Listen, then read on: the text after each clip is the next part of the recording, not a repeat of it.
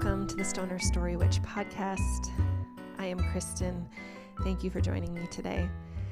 Today's episode is episode 5 of my season on the 2019 film specifically, but really the story of Little Women. In episode 1 and 2, I dove into secure attachment within systems of domination, specifically patriarchy. Is it possible to earn secure attachment within systems of domination, especially across power, rank, and privilege differences?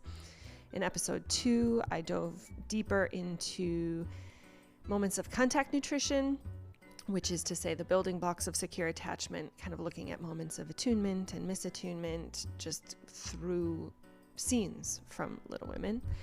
And then in episodes 3 and 4, I went into some character analysis. Episode 3, looking specifically at each of the March sisters as kind of archetypes or kind of invitations to see ourselves reflected back into them somehow. So I projected myself onto the sisters quite a bit.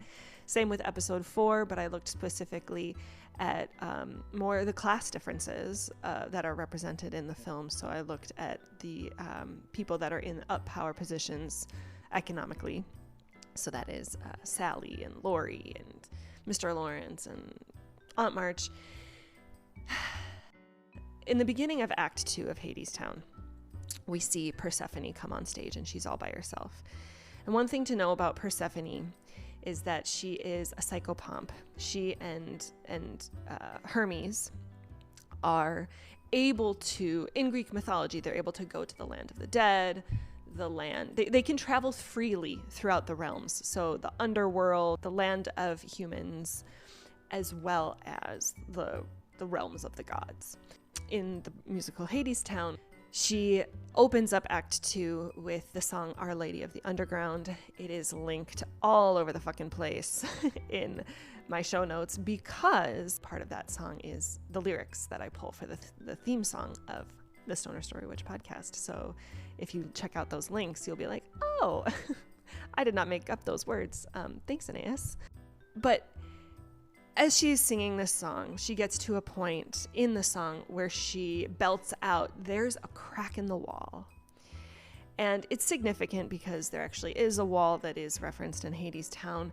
And it's also important because after she belts out that there's a crack in the wall, the actress, Persephone, or maybe it is Persephone, I don't know, she's a psychopomp. She can travel these realms, and she begins to introduce the band. The musicians that are accompanying her are on stage with her, which I just think is so fucking incredible.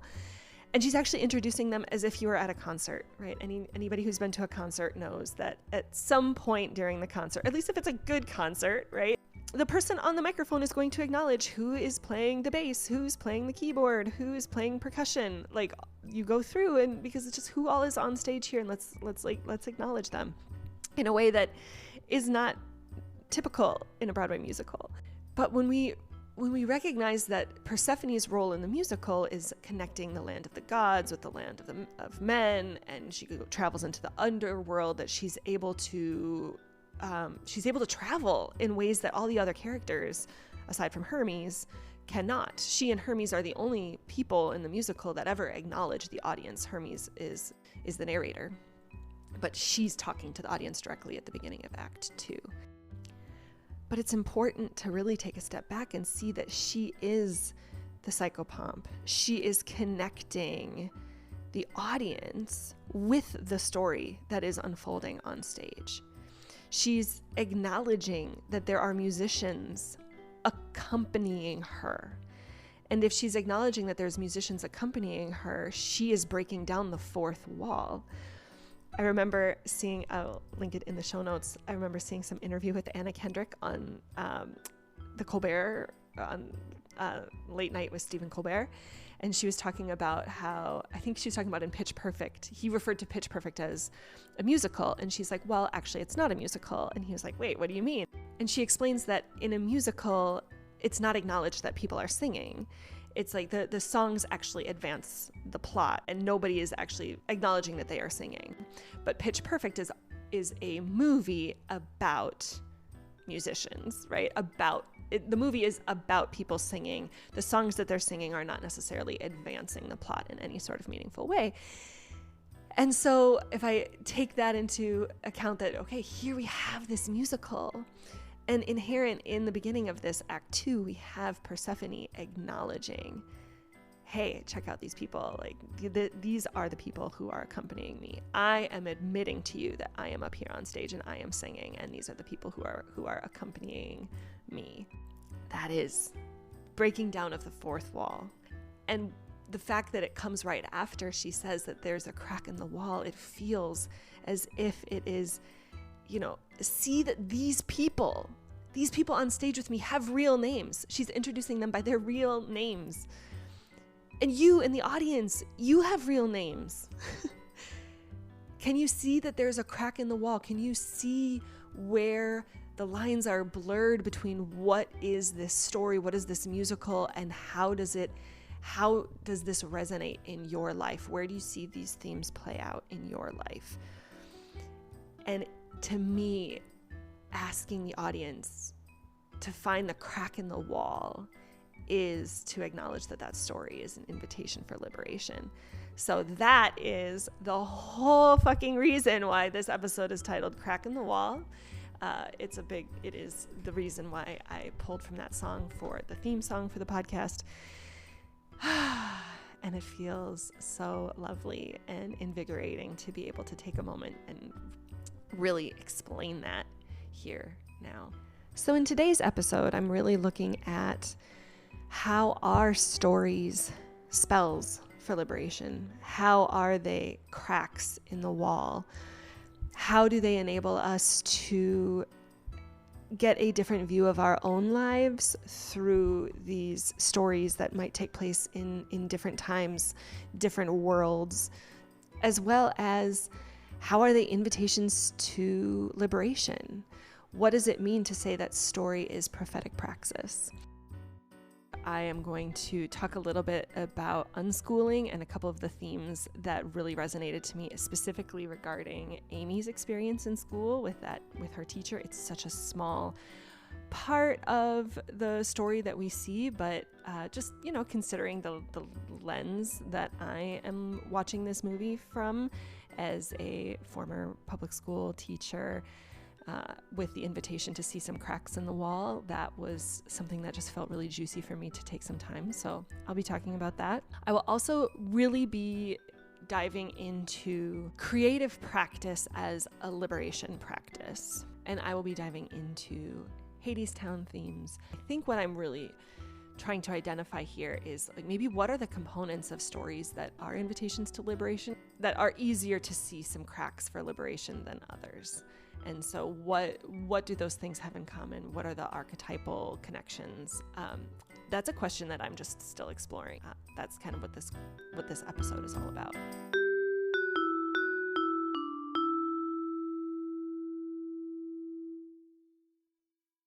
When I first wrote this podcast episode, I really wanted to dive into what I felt was just a really unique opportunity that we have when we are engaging with, in particular, stories that are period pieces, and the extra kind of distance that we're able to get from the story, and how that can make it easier for us to be able to reflect on our own lives, because we're looking at it from an outside perspective inward, that there's like enough different that it's able to kind of subversively inform our everyday. I was really struggling with how to say it.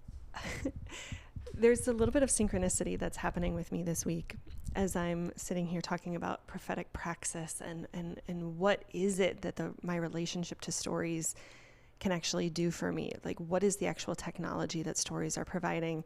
I received a Substack newsletter from Sophie Strand, who I will also link to in my show notes. And it was such a nourishing read. I'm going to offer as best of an overview of what she says and how I feel it relates to this.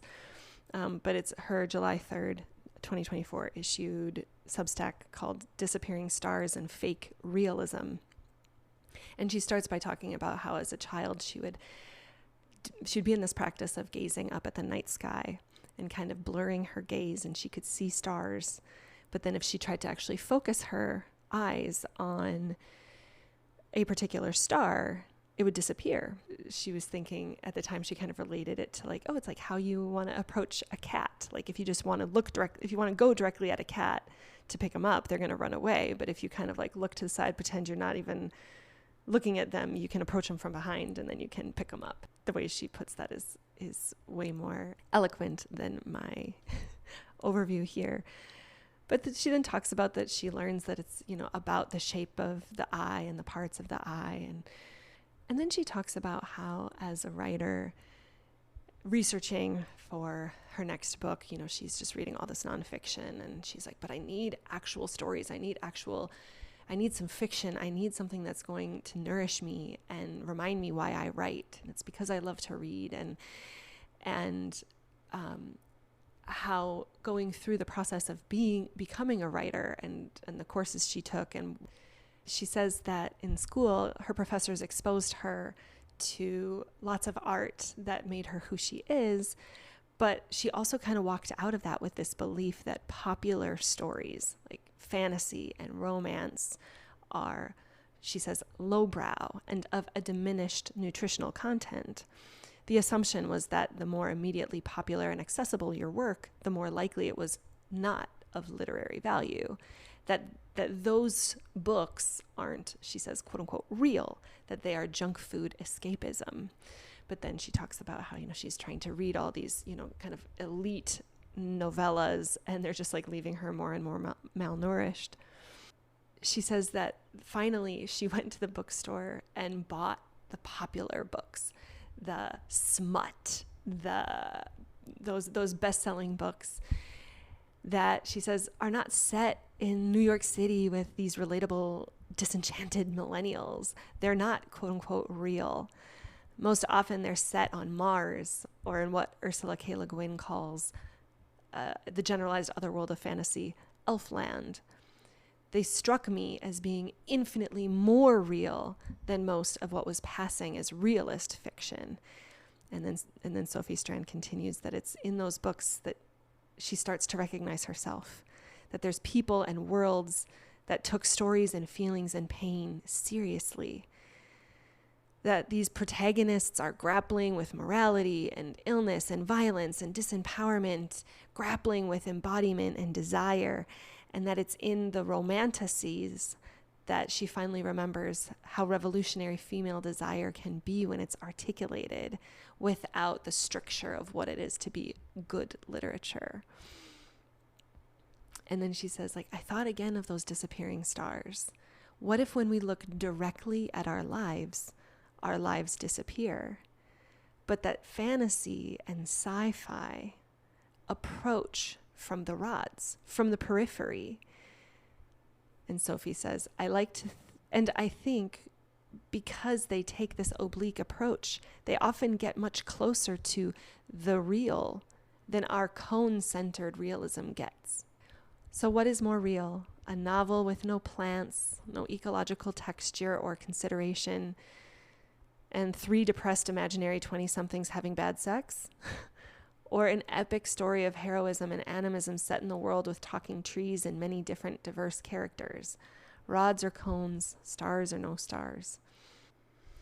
And then she says, we live in a moment when stories about good and evil and dragons and space travel may actually be a better way of seeing the stars than trying to stare directly at them. How do we write about hyperobjects like climate change and fascism and extinction and capitalism? We must use our rods, our imaginative peripheral vision. The issues we face exceed our sensory apparatus. They are too big for our direct vision. We must instead approach them like cats, like stars, from the side and from behind. And so while Little Women is not romantasy, it's not sci-fi, it is a period piece. And I think what I'm trying to get at is it's hard for us to look directly at our lives and be able to see some of these themes, but that through a period piece, it can kind of give us that sort of sideway glance into the actual realness that's actually nourishing, that's actually going to fuel us for what it is to live during these times of ecological collapse and late stage capitalism. All right, so now that I have laid out how stories can kind of give us a different angle with which we can look at our own lives and the context of the world that we occupy, I want to zoom out a little bit more. That if we're thinking of stories as spells for liberation, then what comes to my mind is that stories offer us a prophetic praxis. And so when I say prophetic praxis, I am pulling from my teacher, Rev. Angel Kyoto Williams, who has the 5 pillars of liberation that she talks about. And I will definitely continue to link to her in my show notes. A couple years ago, I did a roadmap to liberation offering that I believe she offers every October. So something to look out for. But the 3rd pillar of liberation is prophetic praxis. And I will read just a little segment to kind of provide a little bit of context for what I mean, that period pieces are prophetic praxis. So Rev. Angel writes, "Prophets name the truth of now. The truth is often one that remains hidden or unrecognized, so the message can seem like a prediction. Prophets are often so attuned to the truth of the present that it seems like they are foretelling what is to come. We do not recognize that what they name is already present. As individuals and as a society, we tend to hold onto the past with a hollow nostalgia. The practice of prophetic praxis orients us to what is, invites us to see and name the now, and through this action offers transformation. This is difficult inner work, and by naming what we notice, we develop the capacity of our own inner observer and the courage to tell the truth of the now, starting by telling the truth to ourselves." What that really evokes in me is the invitation that we allow ourselves to question, where is there prophecy? Where is there a nonfiction in this fiction work? If we engage with any sort of story, and I think in some ways, especially period pieces or sci-fi works of story that are pretending to kind of be in an alternate world, but actually receive them as if they are truth, as if they are some mirror, as if they're actually allowing us to see our inner selves, to see the truth of this moment, even if the timeline of the story is way in the past or way in the future or what have you. So instead of thinking that us versus them, good thing I'm not the characters in these stories. How am I actually these characters? How are they me? If this story were in my context, who do I want to be?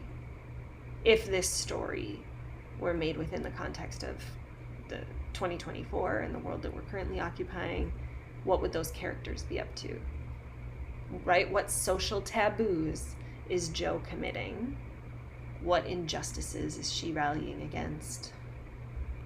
Curious. What pronouns Jo would be using in 2024?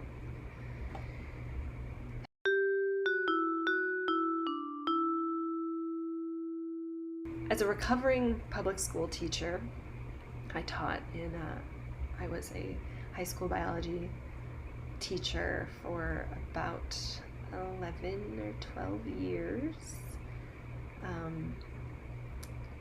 And I've been out of the classroom now for a few years. I would still identify that I am a public school teacher in recovery, which I suppose I can get more into at another time. But with that as a relevant identity to how I view this story, I was very intrigued at the scene in this movie at Amy's school where the girls are talking about the war. These girls are having a really rich conversation, maybe even kind of a debate. You hear them saying things like, let them keep their labor. It's unjust. Why should only the South be punished? Somebody even says, you marches benefited as much as anyone else. So, first off, this is just grade A grappling that I love to see. When I think of grappling, it's like, it's the practice of being in paradoxes, of kind of a practice of breaking out of binary thinking, rights and what's right and wrong and black and white, and noticing that there's trade-offs or noticing like or just like not and in this case this grappling is, you know, like not a quick move to innocence. It is holding the tension that those questions are inviting. And they're not ashamed of saying those things. And in that context, I mean, of course, again, on the outside, we can be looking in and being like, oh, but clearly, like, slavery, like, again, that's our context. It's like, oh man, how do they not know? But then just thinking, like, what are those conversations that are happening currently that we are maybe not encouraging our students to talk about in schools? There is a very big push against teaching accurate history.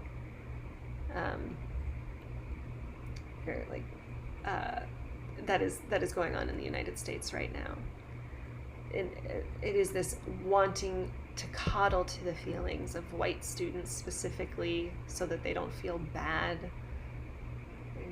A reasonable feeling of shame, like an actual, I would say, like humane response to the moral injury of living in this time. So let's just not talk about it. And the kids are having these conversations in school anyway. I love this moment. Even if it is just snuck in as almost background banter within this larger context of the plot point, which is Amy gets assaulted by her teacher because she drew a picture of him. But of course, this conversation, for me, in my opinion, is one that any good teacher would be thrilled to observe within their classroom. Thrilled to be able to facilitate. At least the type of teacher that I would want to be. And the trend in education, in my experience, from where I'm standing and from what I'm reading, is not headed in that direction.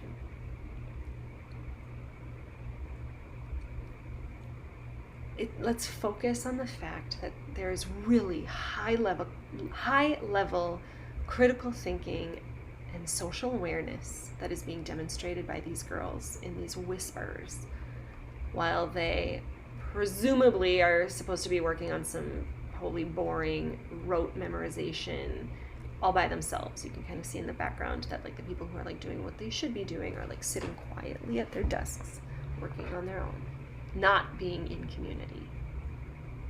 That is, we teach and practice hyper-individualism in mainstream public schools in the United States. That is the status quo. And in this scene, these girls are yearning to just like be in this community and have a conversation. It is this crowding around Amy that's the thing that brings the teacher over in the first place, to see that she's not doing what she should be doing, and not just that, drawing an offensive picture of him.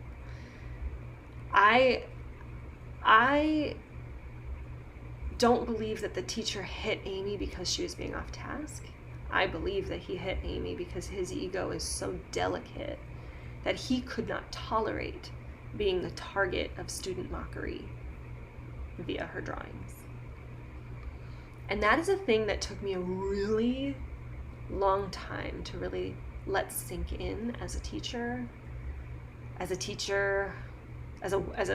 white woman teacher who's trying to unlearn my colonial programming and be an educator rooted in liberation. Because being a teacher inherently puts me in a position of power over. I have power over my students, especially in a public school in the United States. I remember shortly before I burned out being really frustrated. I felt this yearning to, my inner Mr. Lawrence, right? Be one of the good ones. I wanted to be a teacher that my students could trust and have their back.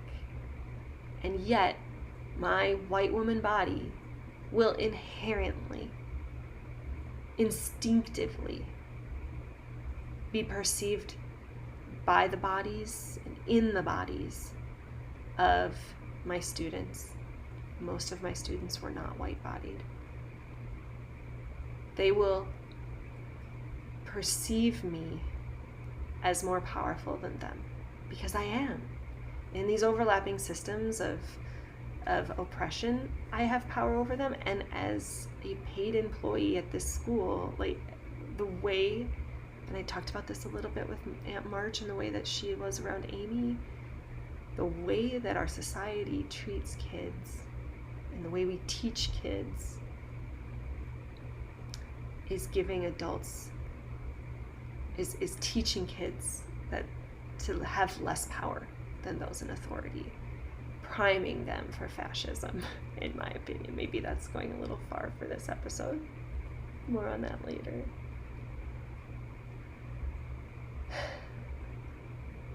I have more power than them in this system, in addition to the fact that my role as an adult and as an employee granted me power over all my students, even the white-bodied ones.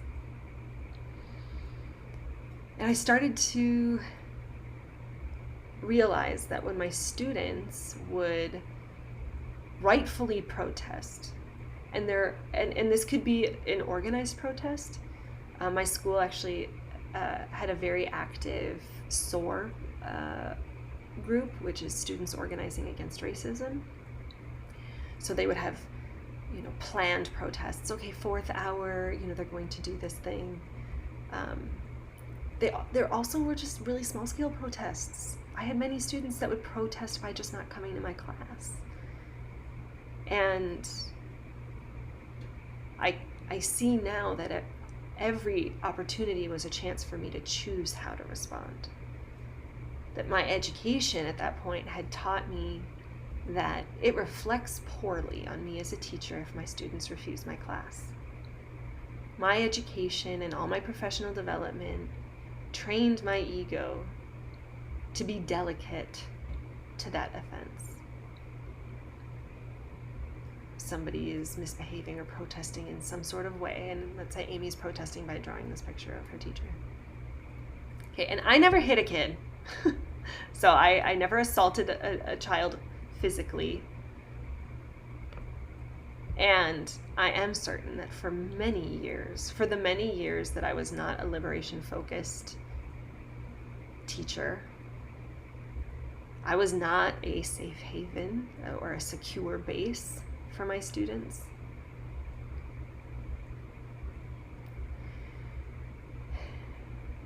And I also, as I was gaining liberation and attachment, knowledge, and ways of viewing the world, I was starting to understand the ways that I could let school be a playground of the real world.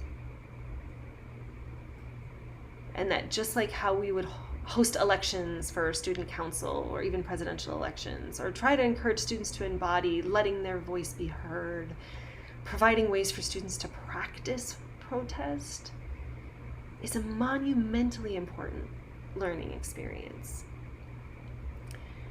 Them joining some protest is worth skipping out on my previously scheduled mitosis lab. And I also recognize that I could be a liberation-minded educator by allowing myself to be a symbol of the larger systems of oppression due to my power, rank, and privilege over them. That I could actually enter the role of a villain, a safe enough villain, for them to practice rising up against.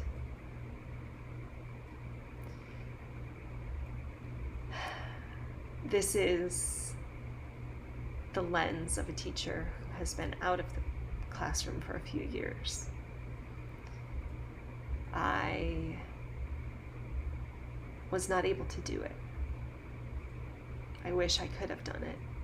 I wish I hadn't left when I left. I wish I could have stayed.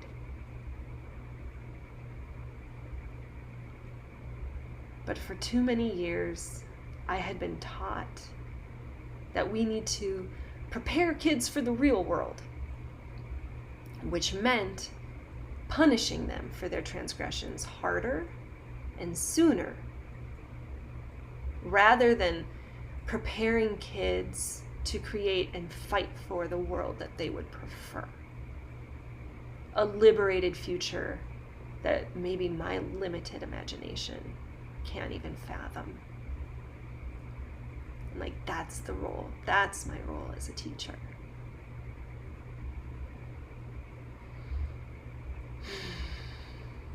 And I have unpacked a lot of shame around the moral injury of having been a teacher in that power over role with the lack of awareness that I had for as many years as I had. Shortly after I quit, I wrote a blog post about being a recovering teacher. I haven't read it lately.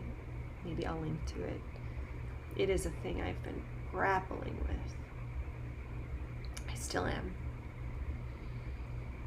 And I do miss it. I miss holding sacred space for teenagers, for people kind of on a threshold. People really trying to make sense of the world. And I hope to someday step into a facilitator, teacher, guide role for that type of space holding. And sitting in the question of,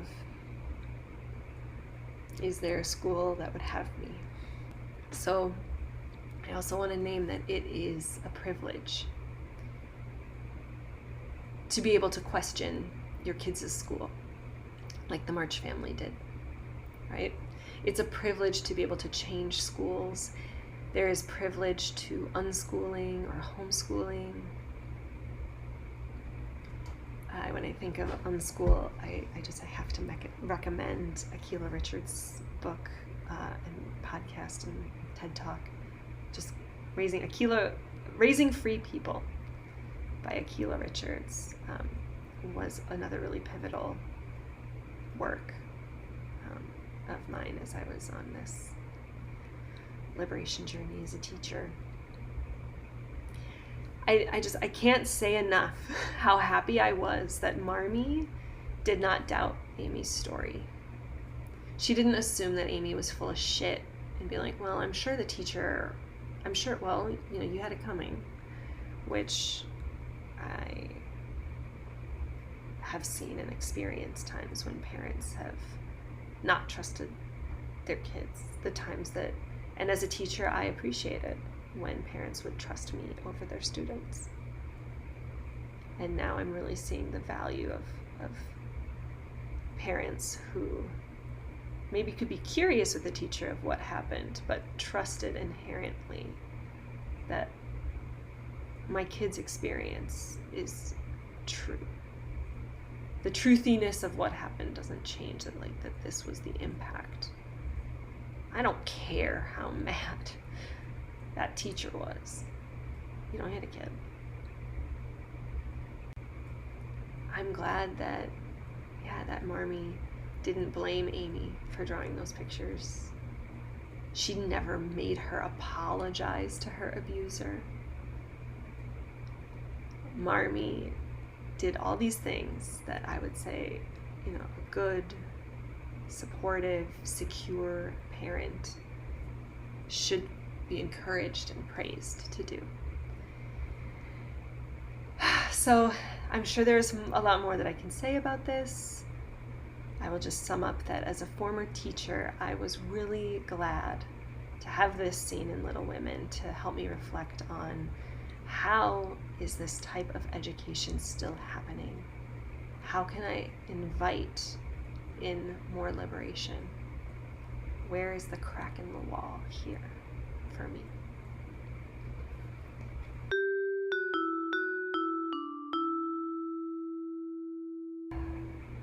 So as I mentioned earlier, we see that Meg marries John. She has this crisis of faith, maybe a desire for more, and ultimately ends up committing to choosing John again. I think I touched into it a little bit archetypally, that it's this lovers to devil when we talk about the tarot. And this is shown in Hadestown between the characters Orpheus and Eurydice.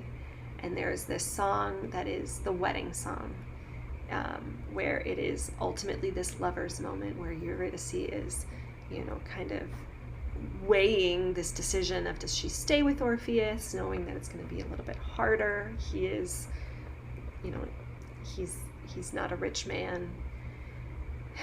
And then conflict comes. In Hadestown, it's this, you know, I would say climate and ecological disasters due to the insatiable hoarding of the capitalist class. And Eurydice ultimately abandons Orpheus. He's working really hard to try to get the things that he wants for her, and she can't do it. There's more to say about that, but she leaves and he comes back to her. There's this song in Hadestown where Eurydice, because she's gone down to Hadestown, because she's gone to the land of the dead, she's in this field of flowers. She's in the ground. And in this moment, she has actually forgotten her name. She's forgotten who she is. And then Orpheus comes back, and she's able to recommit to him, and they're able to leave Hadestown together. No spoilers right now.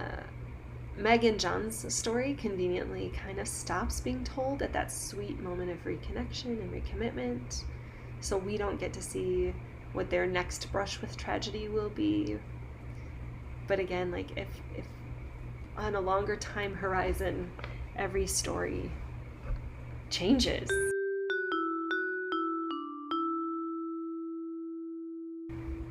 Okay, so the next sub-theme of today's episode is creative practice as a liberation practice.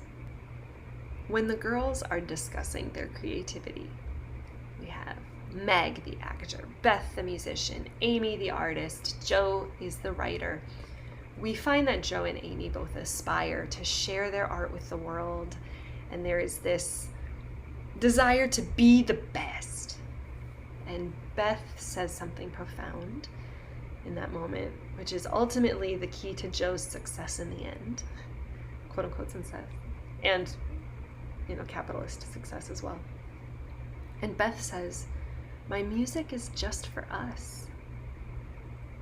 And on the beach before her dying time, she asks Jo to keep writing, to do it for me, for us, even after she dies. And certainly this is Beth's yearning to matter. It is a bid for secure attachment, to know that she will continue to be seen, continue to be loved, continue to be remembered in her death. And just for us, just for me, that is the key. Jo loses Beth, and she remembers Beth's plea for Jo to keep writing, just for us.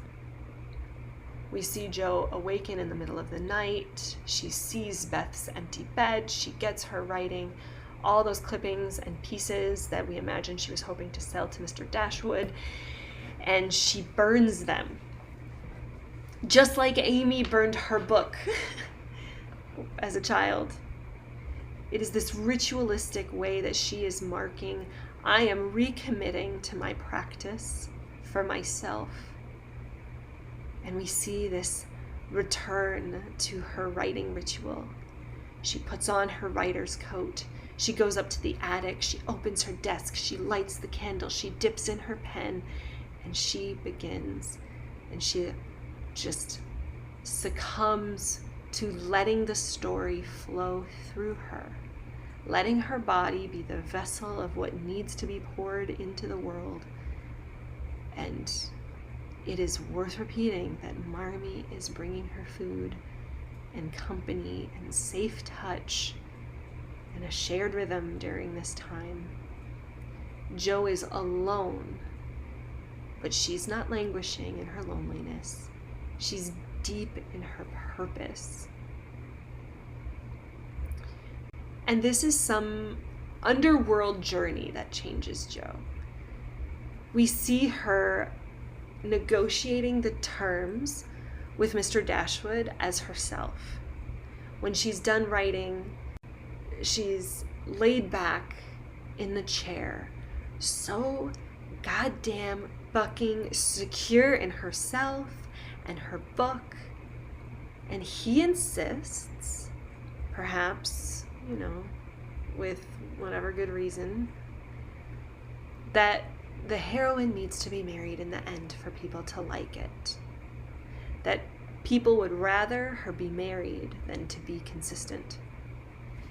And Jo relents that marriage is an economic proposition, even in fiction, but she's determined that she will own her own book and not sell out their family story to the limited imagination of the patriarchy. And so I believe the point of this movie is for us to see this glaring crack in the fourth wall, that just like Persephone does in Hadestown, Little Women does it here.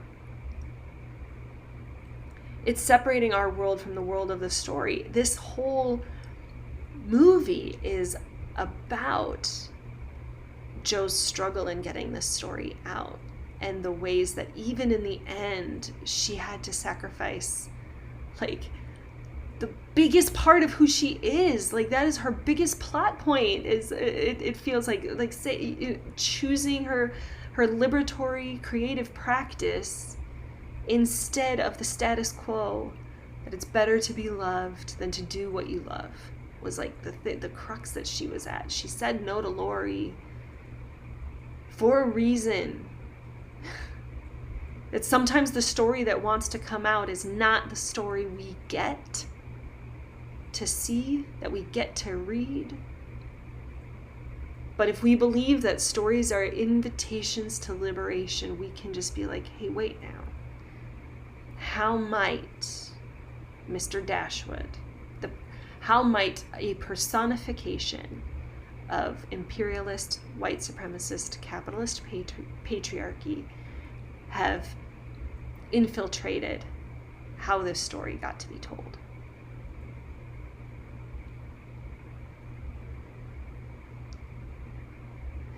So let's not separate our world from the world of the story. Can I meditate on the story to see what the story is actually trying to teach? If only we had the ears to hear and the eyes to see. Is it true that there's some part of me that has been conditioned to want the heroine to be married in the end? Is there a little part of me that's comforted with that alternative ending because of the ways that the patriarchy has conditioned me that it's not okay to see a woman alone in the end of the movie because it somehow must mean that she's lonely?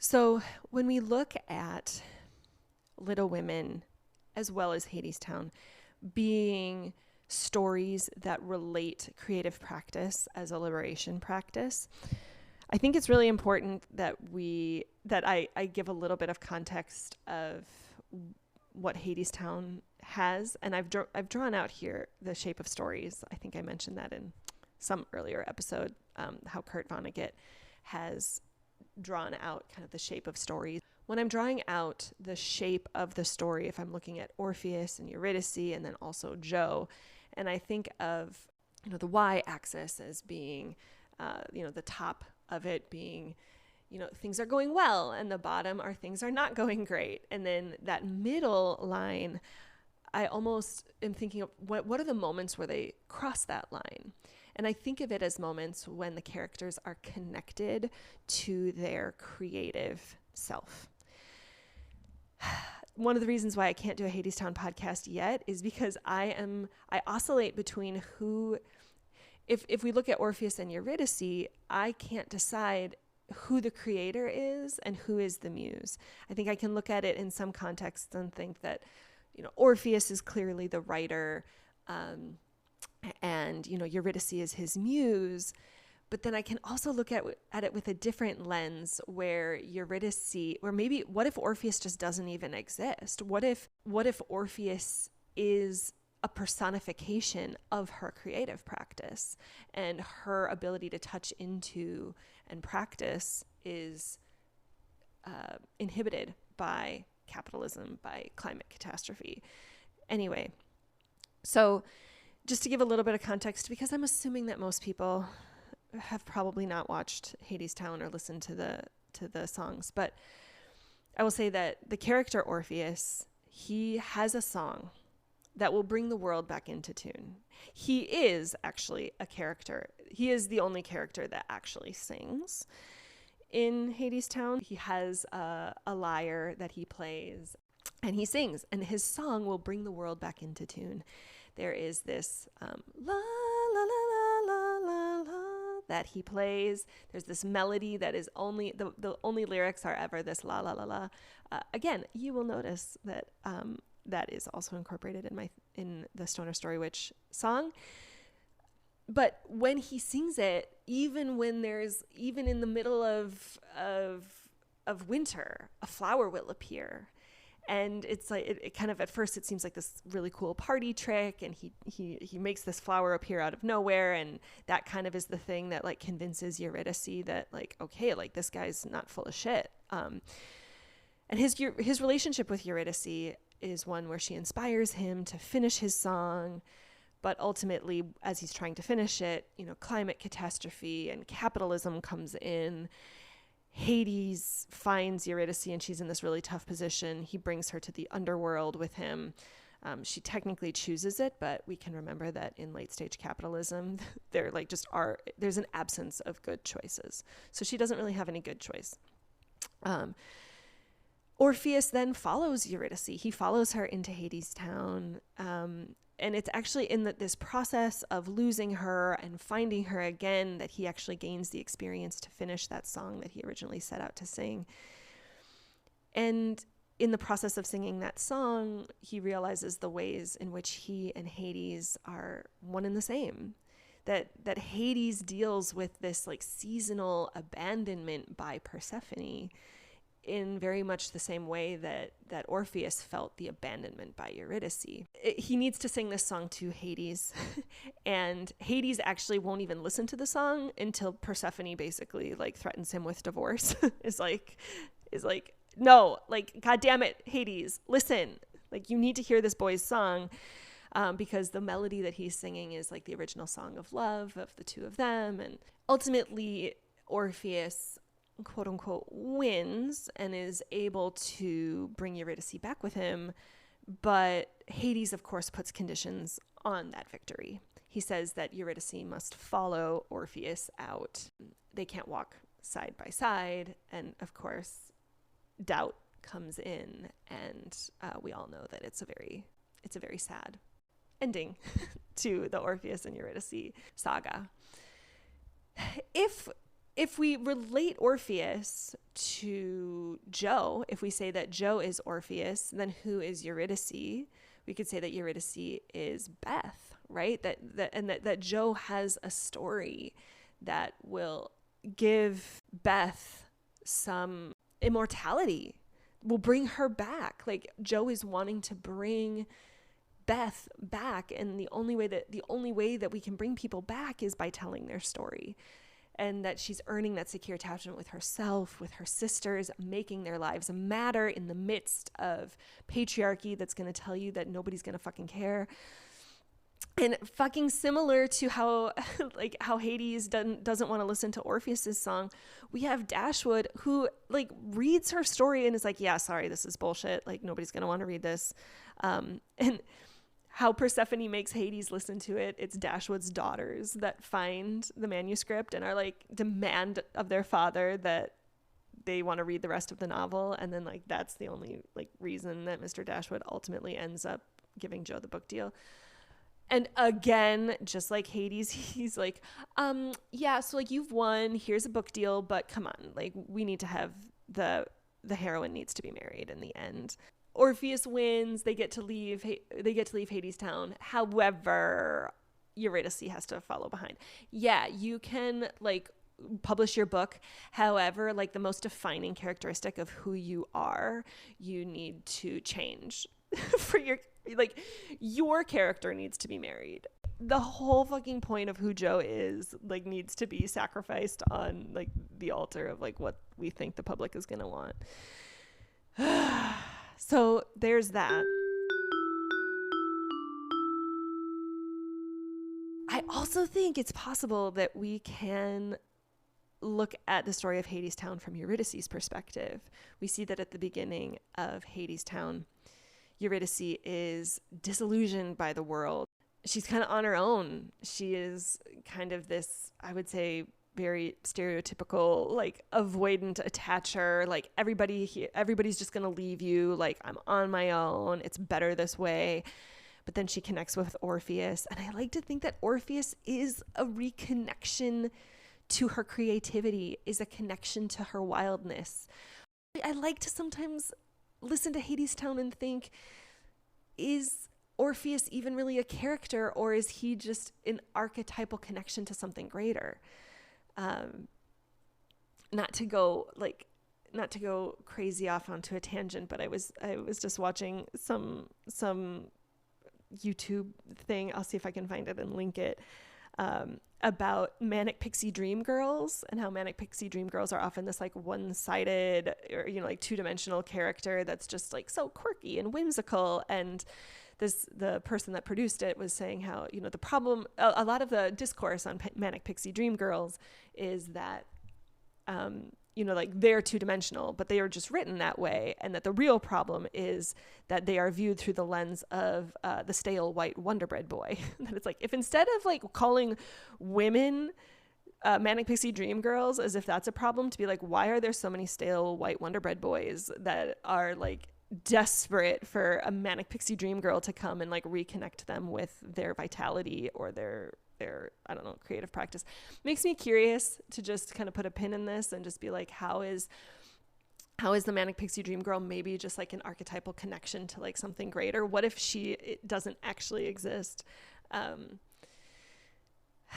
So I just wonder if Eurydice somehow connects with Orpheus, reconnects with some part of herself, or a larger muse, an animistic connection to nature and her creativity, her wildness, but that she has to sell out, because that's fucking what you have to do in capitalism, period. Like you do have to feed yourself. You do. So what happens if she actually then sells out? So just like I said, how Orpheus is the only character that we acknowledge in Hadestown that sings, there is one moment in Hadestown where it is acknowledged that Eurydice has a song. And there is a song where Hades, the moment when Hades finds her and wants to bring her to Hadestown, he calls her a little songbird. We are led to believe that there is probably a moment where Eurydice is humming or singing the song, most likely Orpheus's song. And that Hades kind of hears it and is like, hey, I'm going to bring you down to Hadestown. You're going to shine like a diamond down in the mine. You're like, hey, little songbird, like, let's bring you down. Promising her comfort, saying that, telling her how hard it's going to be to try to survive in the land of men, and convincing her to come down. And I just think if we think of Orpheus as her creative practice, maybe she is a musician and maybe she's reconnected to, maybe she's creating this song. If Orpheus is not a person and he's a song and she's sitting there and she's humming and she's trying to work, and then she has, this rich embodiment of capitalism coming in and being like, hey, that's a nice little song you got there. She sells out. She says, okay. She goes down into Hadestown. She gives into the capitalist pressures, really hard, only hard choices in capitalism. And she goes to Hadestown under these false illusions. And she realizes that part of the deal is that she has to forget who she is. She has to forget where she came from, everything that came before. The only thing that she's left with is this vague memory of flowers. There's a song in Hadestown about flowers, and remembering that the song that Orpheus had was one that's going to bring the world back into tune, and was able to make flowers bloom where there is nothing. And eventually she is able to reconnect to Orpheus. She is able to reconnect to that creative spark. They are able to, win, quote unquote, over Hades. And then of course, there's still stipulation. That could be, okay, fine. Yeah, you can do your creativity the way you want to do it. But, Meta's algorithms are going to silence you. Or, there's just so much noise out there. Nobody's really going to hear you. So, okay, fine. Yeah, do it. But you're going to be suffering under this weight of hyper individualism, and just shouting into the void of all the noise and all the algorithms of these capitalist systems that are going to just try to silence you. So Hadestown is heavy.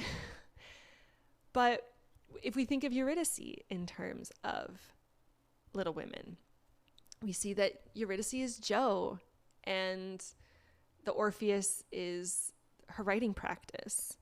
And in the arc of Joe's story, we see how she goes from, as a child and in her childhood, she's creating all these stories that, her sisters are helping to act out and produce the props for and write the music for. I mean, these plays that the March Sisters produce are really a co-production of all their creativity, that there's this extra zhuzh when all four of them are put together, and they're putting it out for their family and for their community. They're offering it freely. And Joe's like, okay, rubber meets the road. I better go try to make it as a writer, and trying to cross that threshold into creating work that the world is going to care about.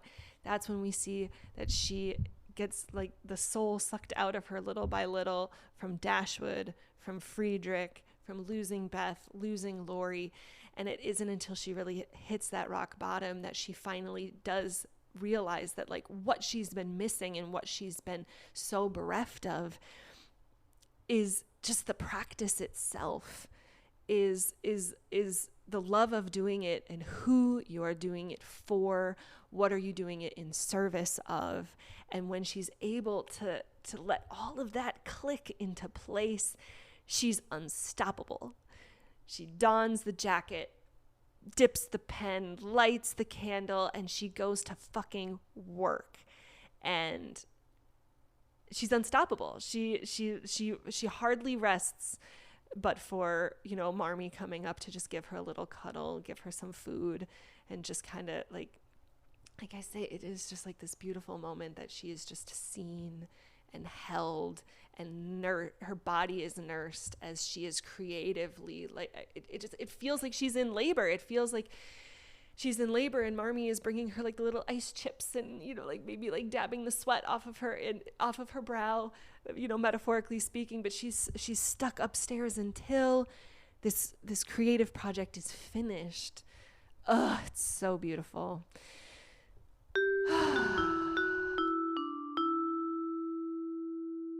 I would like to take a moment and discuss a little more about Orpheus.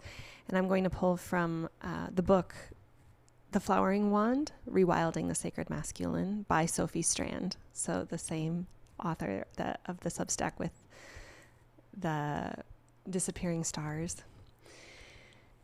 But this is a chapter of her book that I have been holding very dearly to as it relates to Hadestown, certainly as the character Orpheus.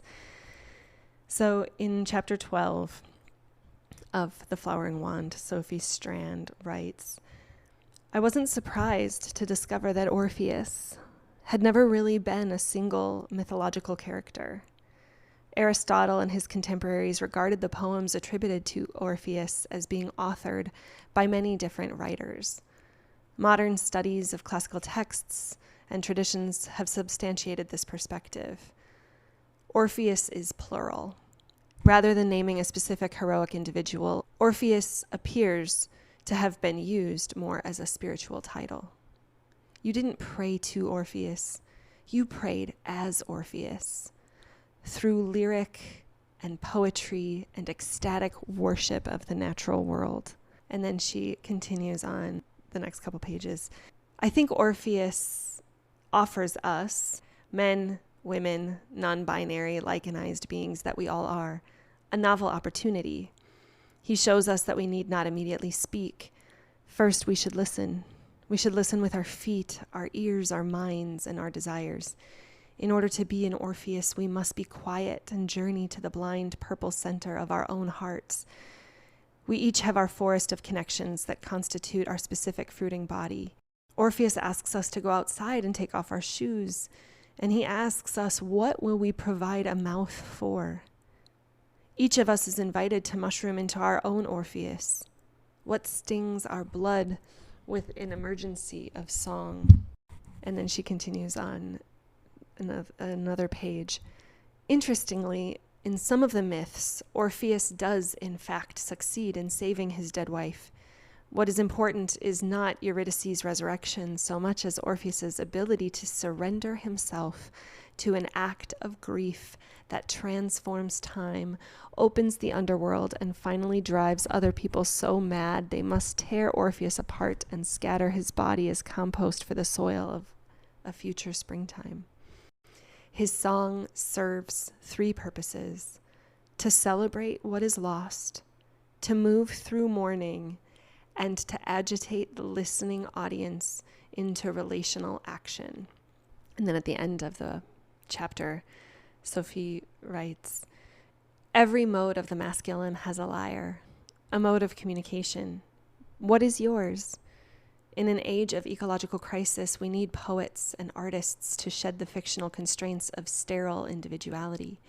We need musicians to sing the song of every small being, to remind us intimately that every melody, although its vibrations travel the air, has emerged from the Orphic world of mycorrhizae and vegetal roots." So all of that to say that Jo as an Orpheus, mourning what is lost, moving through the grief, and calling us all into some sort of relational action, that it is through the metabolism of those feelings that then you're creating some song that is then going to honor what is lost and hopefully call in others to be able to feel it as well, to be able to tap into what they have lost, help them through their mourning, help them to sing their songs. And it goes right back to the without inner change, there can be no outer change, and without collective change, no change matters. Jo has to start with herself, with her immediate family, make it matter. And she puts it out there. The book is her metaphorical song. I have more to say about Orpheus, but I will leave it there.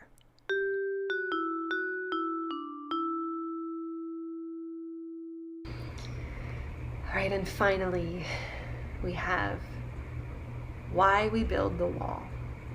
Even Anais Mitchell won't say much about writing this song. But I would say that this song sums up Aunt March's worldview. The lyrics are kind of this call and response between Hades and the workers, the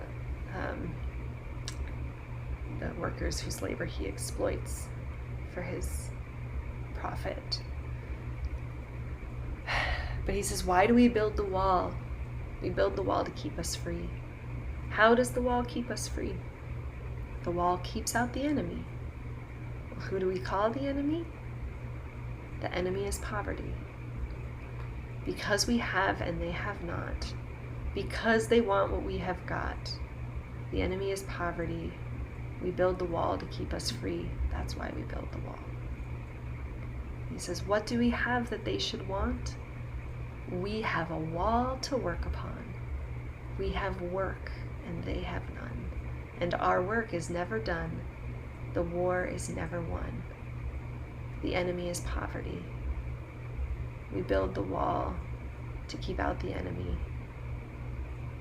The wall keeps us free. That's why we build the wall.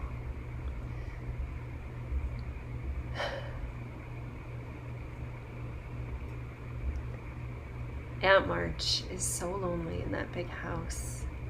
Those walls around her, keeping her protected from feeling a part of her community, a part of her own family. This is a theme that Hadestown explores deeply with Hades and Persephone. I think I said enough about this in episode 4, about that aspect of the wealth wound. But I also just want to plant just a little seed here too, that as I meditate on that song from Hadestown about building walls, I think often about the walls of my own house. The difference of when I was on my wilderness quest, I just had a tarp. I didn't even have a zippered wall like a tent.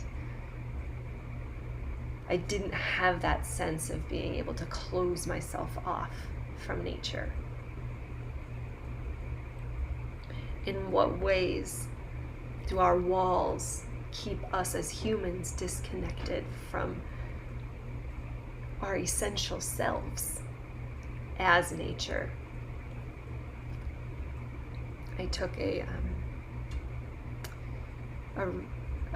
rewilding course with Peter Michael Bauer a couple years back, and he really talked a lot about the history of agriculture.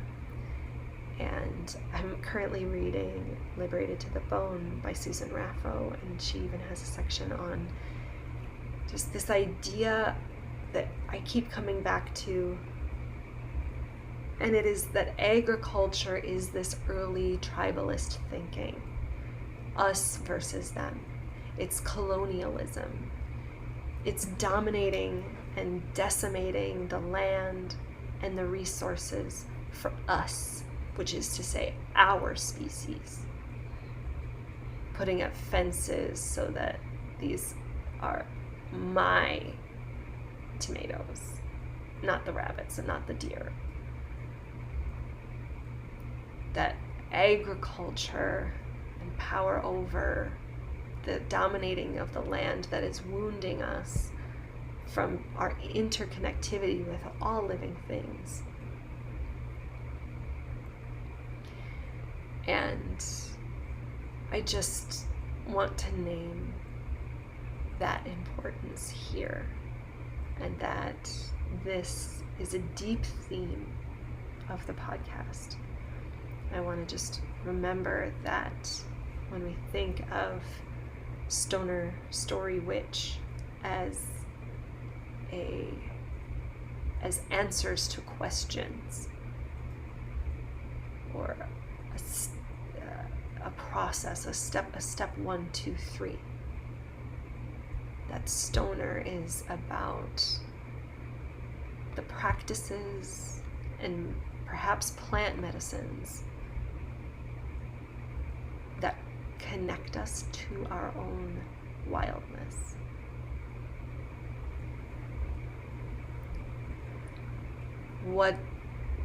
Where are the cracks in those walls? In what ways have I been taught that I need protecting, or I need walls? And in what ways are those walls actually keeping me from what I need the most? I will be sitting in that question until the day I die, certain. And I'm so happy to have the question.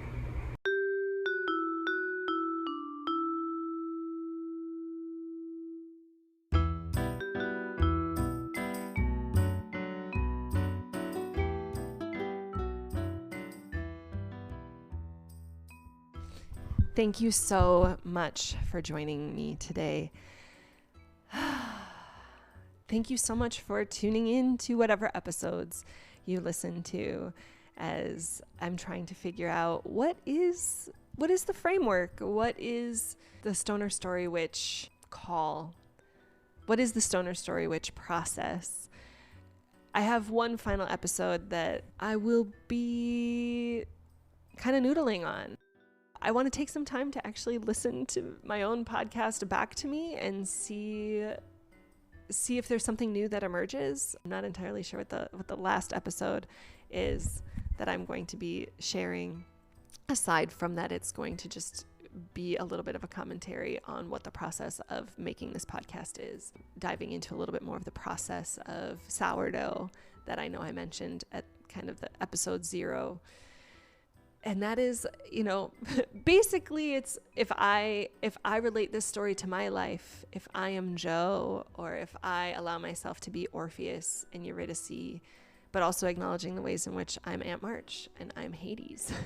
And if this podcast is my amplification of the song of liberation, how is that unfolding and emerging within my life, within my family, within my most close relationships, within my community?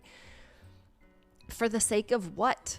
And why am I doing it? Right? Just like if why is Joe writing if not for Beth? Why am I doing this? What is it for? I think I'll be diving more into that in the next episode, so stick around for that. It has never been my intention that this podcast was going to be a one-sided conversation.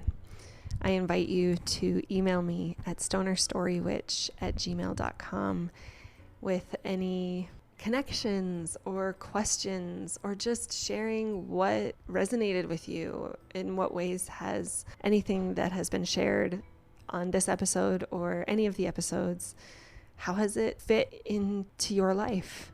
It would bring me so much joy to be able to engage with people on this level. I've been aching to have conversations around the themes that I have presented here. And so if there's anybody who wants to pull up a chair and chat with me, either over email or voice memo or whatever feels right. I like Joe, it's pretty lonely sometimes. It can be lonely, and it's my hope that anybody who has listened maybe feels a little less lonely by something that I have shared. And I would love to feel your presence if you wish to share. Thank you so much for listening. And I want to thank Matt Shuby for the podcast art, my husband Kevin Carlo for all his help in the creation of the theme song for the podcast, and Anais Mitchell and John Williams for their inspiration of Hedwig's theme and Hadestown. And before I sign off, I would like to leave you with a quote from another one of my teachers, Rev. Angel Kyoto Williams, who says, "Love and justice are not two. Without inner change, there can be no outer change. And without collective change, no change matters."